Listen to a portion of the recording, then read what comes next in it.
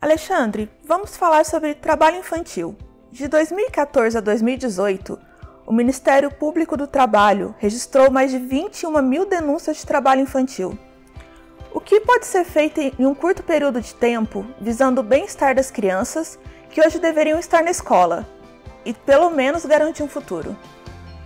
Bom, como você mesmo disse aí na sua pergunta, lugar de criança é na escola. Lugar de criança não é trabalhando. Embora o nosso presidente ache que o trabalho infantil não tenha nenhum problema, o trabalho infantil tem sim um problema enorme. Porque uma criança ou um jovem, quando ele deixa de ir para a escola para ter que trabalhar, pode favorecer muito o capital, mas favorece pouco ao país. Porque uma criança fora da escola pressupõe-se que será um adulto sem nível de escolaridade. Hoje a gente tem no país um grande problema pela frente, que é a mão de obra desqualificada. E essa mão de obra desqualificada, ela vem justamente da ausência desses jovens e desses adultos que hoje estão no mercado de trabalho, que não frequentaram a escola no período adequado, no tempo adequado e corretamente, e não foi feito devidamente. Quando a gente compara o Brasil com outros países em termos de produtividade, escolaridade e entendimento daquilo que está escrito no papel, porque assim, uma coisa é a escolaridade, a outra coisa é a pessoa interpretar, saber. Então você dá um texto hoje para um jovem brasileiro ler e ele não sabe interpretar o texto. A gente tem visto muita coisa no Enem, né, que tem demonstrado que efetivamente a escola pública no Brasil e muitas escolas privadas também, as de menores portes, as que têm, são escolinha caça-níquel aí, também não tem formado a garotada para um mercado de trabalho que vem sendo exigido no mundo hoje para um mercado sustentável, né? O Brasil ainda está na ilusão de que pode fugir ou escapar dessa quarta revolução industrial, que é a revolução tecnológica. E a gente percebe que não é o que é o correto. Para o Brasil se inserir dentro de um contexto internacional, nós precisamos educar o nosso povo. E educar o nosso povo significa ter uma escola pública, uma normatização vinda do MEC, do Ministério da Educação, na qual o conjunto do ensino seja igual. Porque o que a gente vê, na verdade, é que assim, as escolas privadas de melhor porte, onde os pais pagam até uma pequena fortuna para educarem seus filhos, essas são as melhores escolas do mundo, né? Inclusive, hoje em dia já tem escola de período integral também na escola privada, em que a criança vai lá, almoça, já sai de lá de banho tomado, já sai esse padrão que o MEC tem que exigir, que o governo tem que se auto-exigir e dar condição semelhante para aquele que não pode pagar. Porque é bom que se diga que a escola pública é paga através de imposto. Ela não é de graça, né? Então, assim, o cidadão de menor posse tem que entender que a escola que ele frequenta é paga com o dinheiro dele. Sim, e é um direito da criança ter o mesmo ensino que qualquer outra criança no nosso país. Isso daí é constitucional e também está lá na cartilha da ONU. Que a ONU, quando foi formada, formou uma cartilha lá. A cartilha da ONU é um direito de qualquer pessoa ter o mesmo tratamento, igualitário. Então, assim, isso daí é uma situação que no Brasil fugiu à regra. E por que fugiu à regra? Porque, assim, o Brasil precisa se desfazer, de uma vez por todas, do golpe de 1964. Todo esse episódio que nós temos assistido hoje na nossa política nacional advém do golpe de 1964. O nosso presidente não quer que chame de golpe, quer que chame de revolução, ele pode chamar do que ele quiser, mas assim, nós precisamos se ver livre do golpe de 64 e eu deixo aqui as minhas explicações enquanto fundador e idealizador do PESC, a nossa posição com relação a 1964. Em 1964, muitos eleitores que estão aí, que são mais jovens, podem até não saber, mas se procurar, vão conseguir entender que em 1964 você elegia o presidente da República e elegia o vice. O João Goulart foi eleito democraticamente. O João Goulart, ele se candidatou a vice do Juscelino, foi eleito vice do Juscelino, e se candidatou a vice-presidente Jânio Quadros, era o cargo que ele queria ocupar, o de vice-presidente. Então ele era realmente um vice constitucional. Então, quando, em 1961, o Jânio Quadros renunciou, que ele fez a renúncia, alegou a renúncia por motivos que historicamente ainda são meio obscuros, mas ele fez a renúncia, houve a campanha da legalidade para empossar um presidente que tinha sido eleito constitucionalmente. Ali se formou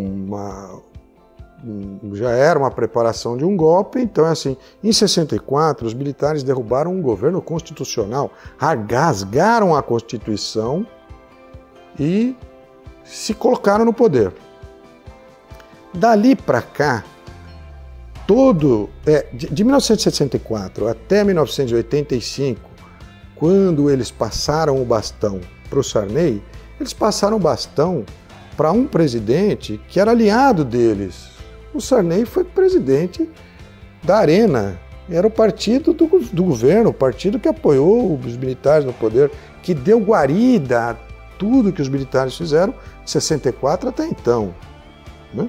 Um golpe do destino lá impediu que o Tancredo, mas o Tancredo também está aí, a prova do neto dele, que está enfiado num monte de falcatrua aí, que eu nem sei porque ele não está preso, eu não consigo entender porque ele não foi preso ainda, mas enfim. Mas politicamente falando, o Aécio é fruto do que ele aprendeu com o avô na política. Não tem outra. Para mim não tem outra resposta, uma segunda resposta. Entendeu? Então é assim, depois do Sarney, onde se redemocratizou o país, que a gente votou, eu votei a primeira vez para presidente quando, em 89. Já tinha quase 24 anos, 23 anos na época eu já tinha. Foi a primeira eleição que eu votei para presidente. Tinha votado para prefeito, essas coisas, mas para presidente foi a primeira eleição. Você vê que os militares também foram atrás do quê? Eles foram atrás de buscar um candidato que impedisse que fosse criada uma comissão para apurar os crimes que foram cometidos durante a ditadura militar, como desaparecimento de pessoas, torturas, entre outras coisas. Então, assim, arrumaram o Collor. Fizeram uma campanha extraordinária e colocaram o Collor. Depois do Collor, tiraram o Collor, veio o Itamar. O Itamar também era um político que vinha, apareceu, surgiu e se criou durante a ditadura militar. Não era uma oposição, de se dizer, era um cara combativo. Então aí você vê que aquilo lá continuou, né? Ele veio vindo e entrou do Itamar. Depois o Fernando Henrique é bisneto de general, neto de general, filho de general. Ele não foi exilado coisíssima nenhuma, ele foi convidado a dar aula na Sorbonne, não houve uma perseguição política, porque quem efetivamente era contra o regime militar, quem eles puderam, eles aniquilaram, mataram. Então, depois do Fernando Henrique, quem que veio? Veio o Lula. Quando você olha a história do Lula, é assim, aonde o Lula surgiu? 70 e pouco, no Sindicato dos Metalúrgicos do ABC, onde eram o polo das multinacionais. E muitos críticos do Lula, e quem conhece um pouco mais a fundo a história do Lula, vê no que ele transformou o ABC. Né? O ABC perdeu todas as fábricas, existiam 200 mil empregos diretos, foi reduzido a quase nada. O ABC hoje, a situação do ABC é crítica, caótica. Então, assim, ele também foi um subproduto, inclusive, historicamente se diz que ele foi um produto do Golbery do Couto Silva, que era o chefe do Sistema Nacional de Informação. A cabeça do Golbery que criou o Lula. Então, assim, e depois do Lula, a única presidente que nós tivemos que efetivamente foi combativa no regime militar, que foi presa, torturada, foi a Dilma. E você vê no que levaram. A derrubada dela. Eu não quero olhar os erros que ela cometeu no governo, eu estou falando historicamente que assim, que se criou a Comissão da Verdade, se fez uma apuração, se chegou até alguns, como o Carlos Brilhante Ustra lá, que a morte dele também é meia fala-se da morte do Celso Daniel, mas ninguém fala da morte do Carlos Brilhante Ustra antes do Bolsonaro ser candidato a presidente, que é o livro de cabeceira dele. Ele foi assassinado aí numa circunstância também meio obscura. Seria bom que eles explicassem isso, como o PT também tem que explicar lá atrás a morte do Celso Daniel, né? que já vinha apresentando um sistema de corrupção ali nos meios de transportes em Santo André. Então, assim, quando a gente olha para trás e vê esse cenário, você vê que a escola pública até 64, ela funcionava. Muita gente saía da escola pública e entrava numa universidade estadual, federal, e assim sucessivamente. Você pode dizer, hoje também acontece isso? Também acontece isso. As pessoas também saem mas eles têm que fazer um esforço muito maior do que se fazia na época antes de 64. Com o advento dos militares, os militares criaram na escola uma linha ideológica. Tanto é que eu estudei educação moral e cívica. Depois, quando já estava na faculdade, eu SPB, umas coisas que... mas não estudei filosofia, não tive sociologia, não consegui o acesso que eu tive de informação, ou foi através da minha educação dentro de casa, através dos meus pais, dos meus tios, dos meus avós e assim por diante. Então o que ocorreu? A partir de 64, os militares foram pegando na escola pública e dando o seguinte: vamos reprovar a molecada. Então é assim, era uma linha dura em que a molecada não conseguia passar da 8ª série. Porque eu tenho muito amigo de infância, na realidade, que quando eu completava 14 anos, porque a gente está falando de trabalho infantil, e aí quando se completava 14 anos, os pais já pediam para o filho ir procurar um emprego. Eu tirava a carteira de trabalho e o único emprego que ele conseguia era de office boy. Quantos amigos meus começaram como boy, office boy. Tinha até uma música do Kid Vinil que estourou, fez sucesso falando dos boys. E assim, e aí eles iam completar o ginásio e o colegial através do curso no meu tempo chamava Madureza. Depois se chamou, não me recordo o nome agora, mas no meu tempo chamava Madureza. Você fazia Madureza e completava ali o ensino, mas nenhum deles, da minha infância, amigos meus de infância, com exceção, com raras exceções, conseguiram chegar à universidade. Então a minha geração hoje, que foi uma geração que veio ali dos problemas criados pela Revolução de 64, muitos não chegaram na universidade. Por quê? Porque eles achavam que a universidade, na realidade, formavam esquerdistas. Isso é um absurdo, porque a universidade, na realidade, forma mão de obra para a elite. Então o cara, quando vai para a universidade, na realidade, ele acaba perdendo o pensamento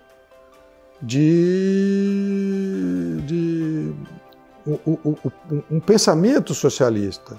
Ele acaba adquirindo dentro da universidade, até a universidade forma a mão de obra para o capital. O nosso capitalismo brasileiro é que está errado. Não sei porquê, a gente tenta entender isso, mas não consegue enxergar o porquê da nossa elite não querer que o nosso povo tenha educação. Porque quando ele vai para a universidade, você está formando mão de obra para a elite. Você não está formando esquerdista ou mão de obra para partido comunista. Aliás, comunista, eles são tudo enfiado no governo. Não, você pega em 1985, os comunistas estavam lá pedindo cargo para o Sarney.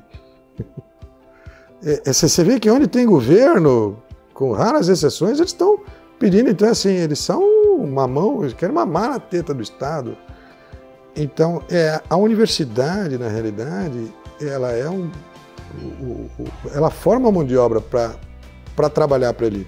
Tanto é que muita gente sai da universidade e vai ser gerente de multinacional, vai ser... Ele não vai... ele não contesta o sistema.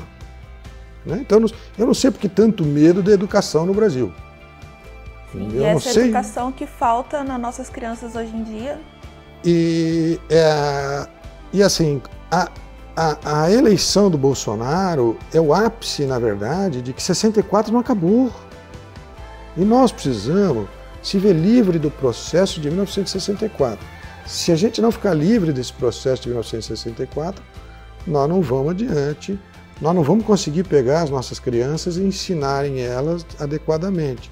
Então, assim, nós precisamos sair desse processo de 1964, nós precisamos de um partido, por isso que eu me propus a fundar o PESC, porque a gente precisa de um partido fundamentalmente de aspiração popular. Quando me perguntam, nessas andanças que eu tenho feito, por que PESC? Por que o nome PESC? Por que partido? Porque quando você sai nas ruas, quando você vê em pesquisas, mais de 90% da população brasileira está preocupado com a educação, está preocupado com a sua saúde, está preocupado com as suas garantias civis de cidadão. Então, assim, o nosso pensamento é se alinhar com o que o povo quer. Porque você que é jovem aí, que está nos assistindo, você tem que entender uma coisa fundamental, que é o seguinte: jovem, toma na mão o destino do teu futuro. Se você não tomar na mão o destino do teu futuro, você não vai ter futuro e o país não vai ter futuro. Então é bom que os jovens entendam que eles precisam, na realidade, tomar o pulso desse comando. Então, assim, se tiverem outros partidos aí, saiam daí. E esses partidos que estão aí não representam a vontade, o anseio da população, representam aí interesses próprios, brigas de poder. Não estão preocupados se a criança tem ou não escola, se o velho tem ou não um leito para poder morrer, se o mais jovem tem ou não um médico de qualidade. Nós não estamos preocupados com a qualidade do ensino. Estamos formando mal os nossos médicos, estamos formando mal os nossos advogados, estamos formando mal os nossos engenheiros. Aí é um problema de prédio caindo para cima e para baixo, ponte desabando por falta de manutenção, ou talvez porque os nossos engenheiros não tenham cálculos adequados. Tem até uma ressalva aqui que eu quero fazer. Eu não sou fã e nem defensor do Maluf, mas o Maluf é engenheiro civil da Escola Politécnica. E o Maluf fez muitas obras no estado de São Paulo. Ele foi um gerentão dos militares também. Mas o Maluf tinha uma qualidade, que ele era engenheiro civil. Não vê a obra do Maluf cair. Porque o Maluf, como engenheiro civil, ele sabia fazer cálculo. Hoje você pega um engenheiro civil e não sabe fazer cálculo de estrutura. Então é assim, aí quando você vai ver o prédio que ele calculou, não aguenta o peso, cai tudo. Não estou defendendo aqui os desvios de verba do Maluf. Você pega o Minhocão, foi uma obra que foi feita ali no governo dele e tal. Mesmo sem manutenção, ele não cai, não desaba. Você vê que ele abria a avenida, fazia um monte de coisa. Que não, depois dele, a Marta fez um túnel que pinga água. Ela não era engenheira, é até concebível que, como não fosse engenheira, confiou essa tarefa a outros, delegou essa tarefa a outros, mas você vê que dali para cá o nosso ensino ele não vem ganhando qualidade, ele vem perdendo qualidade. E se a gente insistir nessa bobagem de que criança tem que trabalhar e ficar fora da escola, você imagina o que a gente vai ter daqui 30 ou 40 anos.